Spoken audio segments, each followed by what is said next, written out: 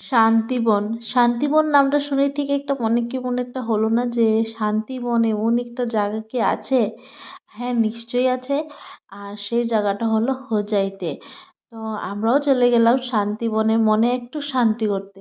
তার জন্য এক্কেবারে রেডি হয়ে তাড়াতাড়ি করে বেরিয়ে গেছিলাম সবাইকে নিয়ে। আর খুব আনন্দ ফুর্তি করে দেখো এখানে আমার সঙ্গে আমার মা, বোন, দিদি, ছোট ভাই সবাই একসঙ্গে আমরা ঘুরতে চলে গেলাম শান্তিবনে।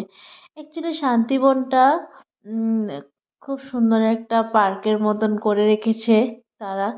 আহ, বাচ্চাদের জন্য খেলার জায়গা, বড়দের জন্য আড্ডার জায়গা, আর বয়স্কর জন্য মন্দির, সব কিছুই এক জায়গাতেই আছে। তার জন্যই সেটাকে বলে শান্তিবন। তো তোমরাও নিশ্চয়ই ভিজিট করতে পারো। আমরা তো ভিজিট করে নিলাম আর সত্যি খুব আনন্দ আর খুব ফুর্তি হলো। আহ, ঠিক কিভাবে যে আমাদের সময়টা কেটে গেল একেবারে বোঝা গেল না। সত্যি শান্তি মন গিয়ে একেবারে শান্তি হয়ে গেলাম। মনটা আর আত্মাটা দুটোটাই শান্তি হয়ে গেল। সেইখানের বাতাবরণ বা সব কিছু হাওয়া আর পরিবেশ সব কিছু একেবারে মুক্ত। তোমাদেরও বলছি তোমরা নিশ্চয়ই ভিজিট করতে পারো। শান্তিবন গিয়ে একেবারে মনটা শান্তি করতে পারো।